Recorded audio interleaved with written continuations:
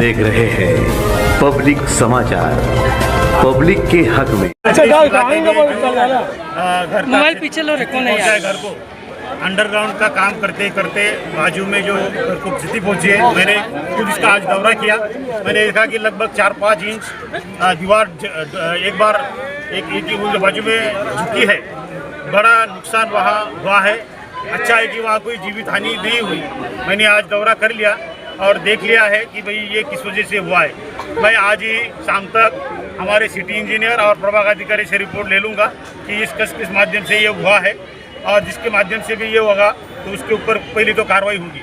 दूसरा, ये जो क्षति पहुंची एक फैमिली है, गरीब फैमिली है, उनको नुकसान हुआ है, तो पंतप्रधान आवास योजना में इनका एक घर मंजूर करने के लिए जल्द से जल्द मैं कार्रवाई करूँगा। दूसरी बात, जो माध्यम से जो ठेकेदार ने ये लापरवाही की या खुदाई नहीं करनी थी, वहाँ खुदाई की और इस माध्यम से ये दीवार और ये घर झुक गया। अरे बड़ा नुकसान हुआ। मैंने पहले कहा कि अच्छा हुआ कि जीवित हानि यहाँ नहीं हुई।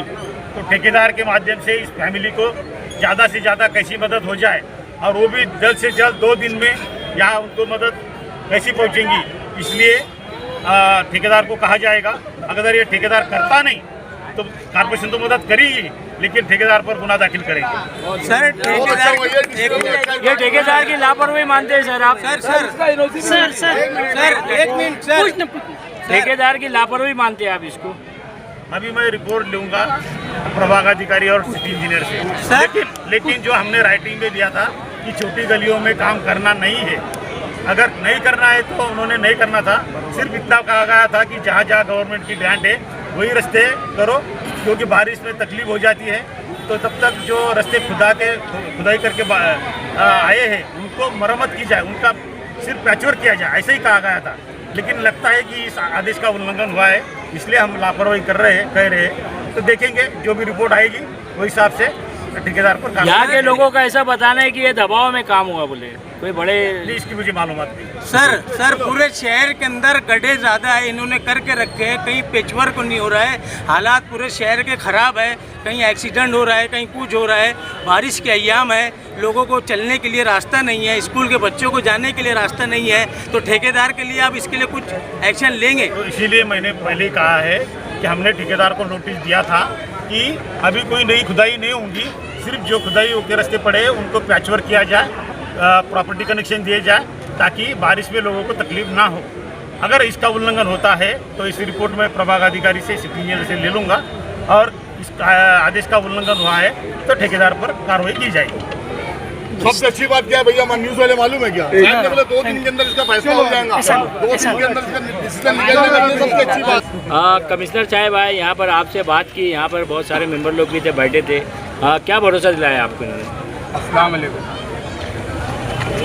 कमिश्नर साहब से आसिफ शेख रशीद साहब मुसलसल रास्ते में थे, और उन्हीं के बोलने के ऊपर और यहाँ के जो जिम्मेदार हैं उनके बोलने के ऊपर कमिश्नर साहब ने यहाँ पर आकर विज़िट किया, और जो घर को नुकसान हुआ था वहाँ पर भी दौरा किया। हम कमिश्नर साहब का एलियान मोहल्ले की तरफ से शुक्रिया अदा करते हैं, और कमिश्नर साहब ने कहा है कि हम जो भी इसमें दोषी है हम 2 दिन में उसकी कार्रवाई करेंगे, और जो भी योजना के तहत ये घर का काम हो सकता है तो वो करने के लिए कमिश्नर साहब ने यहाँ पर आश्वासन देकर गए हुए हैं।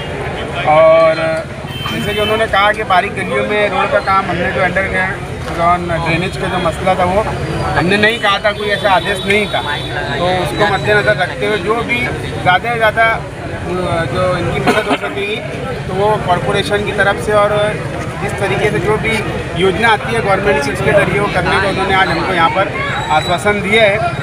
और आसिफ शेख रशीद साहब भी उनसे मुसलसल कांटेक्ट में थे ही, तो उनके वजह से यहाँ पर दौरा किया उन्होंने। आने वाले 2 दिन में अगर यहाँ पर काम नहीं होता तो आप लोग क्या एक्शन लेंगे?